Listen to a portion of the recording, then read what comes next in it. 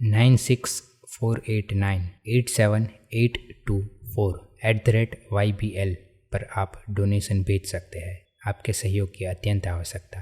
धन्यवाद। योगीराज श्री कृष्ण, चौथा अध्याय, बाल्यावस्था, गोकुल ग्राम।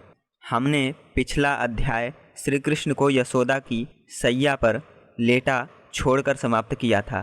पाठकों को इस बात के जानने की लालसा होगी कि यशोदा का पति नंद कौन था। पुराणों से पता लगता है कि यह एक जाति विशेष का सरदार था जिसे पुराणों में गोप लिखा है। इस जाति का कोई विशेष निवास स्थान नहीं था। अब भी भारतवर्ष में ऐसी जातियां हैं जो किसी जगह टिक कर नहीं रहती, वरन अपने छकड़े और पशु लिए आज इस गांव में तो 2-4 महीने बाद दूसरे गांव में चली जाती हैं। इनमें से कई जातियां पशु रखती हैं और दूध मक्खन आदि बेचती हैं, और कोई कोई दूसरा व्यवसाय भी करती हैं। ऐसा प्रतीत होता है कि कृष्ण के जन्म के समय कोई ऐसी ही जाति उस जंगल में जो यमुना पार स्थित था आकर ठहरी हुई थी, जहां वे अपने पशु चराते तथा दूध मक्खन बेचते थे। अतः श्री कृष्ण के जन्म को गुप्त रखने के लिए किसी ऐसी जाति से सहायता लेना कुछ अधिक युक्त जान पड़ता है, क्योंकि वहां पर श्री कृष्ण के छिपाए जाने का बहुत कम संदेह हो सकता था। फिर कंस को भी यह शंका नहीं हो सकती थी कि इन रमते चरवाहों की मंडली में एक राजकुमार यूं पाला जा रहा है। हम ऊपर कह आए हैं कि वसुदेव जी के दूसरे पुत्र बलराम भी गोकुल पहुंचा दिए गए थे और वह भी गोपियों के पास पालन हेतु रखे गए थे। इस प्रकार दोनों भाई बलराम और कृष्ण को इकट्ठे रहने का अच्छा अवसर मिला। कृष्ण के बचपन के समय की बहुत सी आश्चर्यजनक घटनाएं वर्णन की जाती हैं। उनको परमेश्वर का अवतार मानने वाले भक्तों ने उनके जीवन की सामान्य घटनाओं का भी ऐसी रंगीली भाषा में वर्णन किया है जो किसी विचारवान के लिए कदापि विश्वसनीय नहीं हो सकती। पर इनके भक्तों का तो यही आशय है।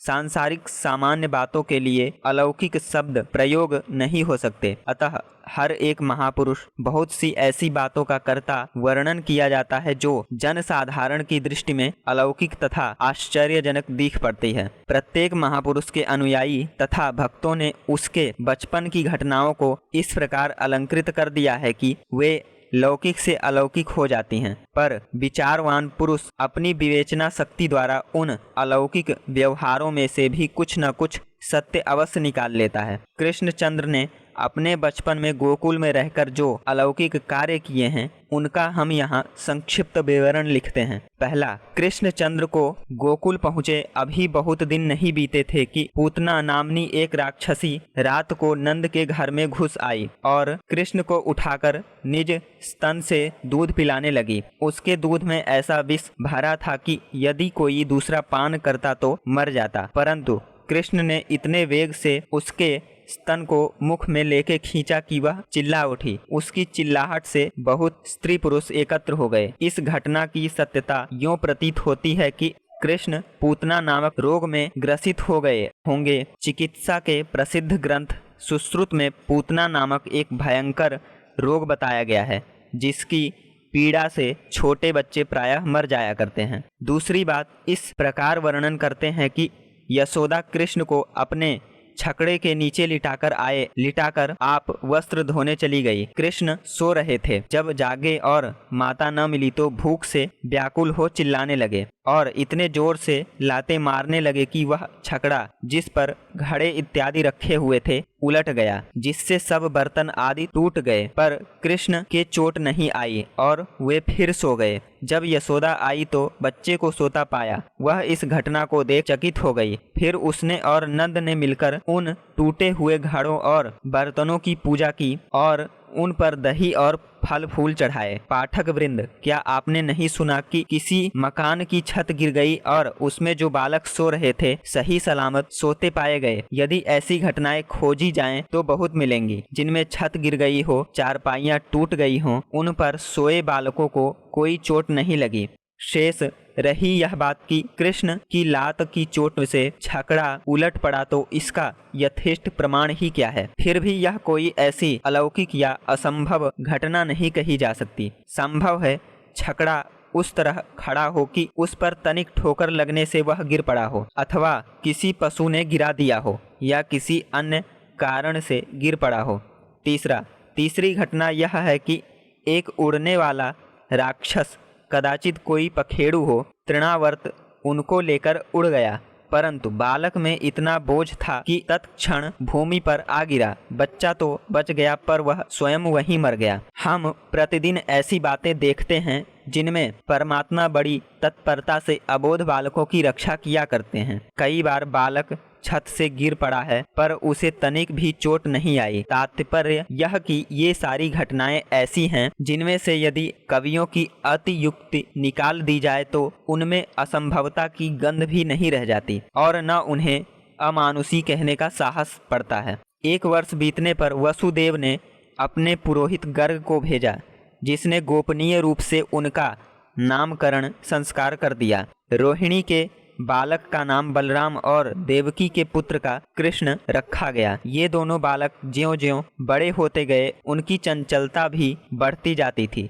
इनमें कृष्ण विशेष चतुर और चंचल थे। रेंगते रेंगते पशुओं में जा घुसते और छोटे छोटे बछड़ों से खेला करते। दूध दही के बर्तनों को उलट देते। जब टांगों में थोड़ा बल आया तो इनके उधम ने और भी रंग पकड़ा। घर से निकल जाना, दूसरों के घरों में जाकर हंसी मजाक करना, बछड़ों या गऊ की पूंछ खींचना इत्यादि बातें ऐसी थी जो एक चंचल, चतुर तथा बुद्धिमान लड़के में हुआ करती हैं और जिनसे तंग आकर उनके माता पिता या शिक्षक उन्हें उद्यमी कहने लग जाते हैं, क्योंकि उनको ऐसे चंचल लड़कों के शिक्षण का ढंग नहीं आता। वह स्वयं इसके ढंग से अनभिज्ञ होते हैं। इस बात के अनेक प्रमाण मिलते हैं कि कृष्ण अपनी बाल्यावस्था में बड़े चंचल तथा उद्यमी थे। अपने कामों को बड़ी फुर्ती से करते थे। भय तो कभी इनके पास नहीं फटकता था। उत्तर देने तथा हंसी मजाक में भी वैसे ही प्रवीण थे। पुराण तो इनके हंसी ठट्ठे का यहाँ तक वर्णन करता है कि वह पड़ोसियों का दूध पी जाते थे, दही खा जाते थे और यदि इस बीच में कोई आ निकलता तो दूर सामने खड़े हो उपहास की बातें कहने लग जाते। सारांश यह कि कृष्ण अपने समकालीन बालकों से प्रत्येक बात में बढ़े चढ़े थे।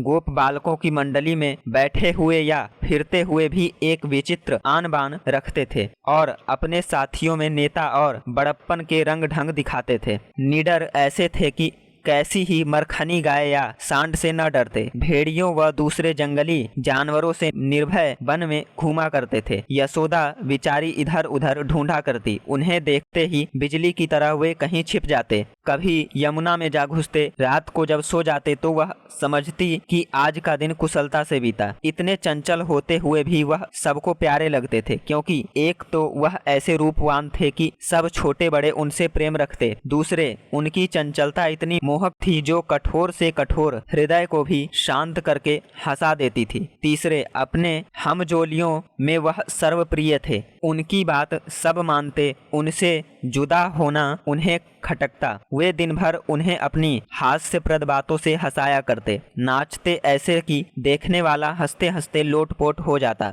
बोली ऐसी सुरीली कि छोटी उम्र में गरड़ियों के गीत गाकर भीड़ अपने पास जमा कर लेते। कुछ बड़े होने पर वंशी बजाने में प्रवीण हो गए थे। इन सब गुणों ने मिलकर उस जंगली गोप जाति को ऐसा मोहित कर लिया था कि वे कृष्ण के भक्त हो गए। कृष्ण ने गरड़ियों, चरवाहों, किसानों तथा जमींदारों के बीच ऐसे गुण प्रकट किए जिससे प्रत्येक छोटा बड़ा उनकी ओर खींचने लगा। समय के फेर ने उन्हें महलों के बदले घास फूस की झोपड़ियों का मुंह दिखलाया। सुंदर सुंदर सवारियों के स्थान में छकड़े की सवारी दी। धनुष बाण तथा ढाल तलवार के बदले गाय हाँकने का डंडा हाथों में पकड़ाया। बहुमूल्य सुंदर सुंदर वस्त्राभूषण न देकर तन ढकने को एक लंगोटी दी। शस्त्र विद्या से युद्ध करने की शिक्षा की अपेक्षा बनैले पशुओं से मल्ल युद्ध करना सिखाया और संगीत शास्त्रज्ञों से शिक्षा न दिलाकर देहाती वंशी पर संतोष कराया। कुटिल काल, तू बड़ा प्रबल है, तेरे हथकंडों से न कोई बचा है और न बचेगा। पर यह सब बातें उन्हें ऐसी भाई और उन्होंने अपनी विपत्ति से भी ऐसा लाभ उठाया कि उन सब कठिनाइयों ने उनके स्वाभाविक सौजन्य तथा जातीय कुलीनता को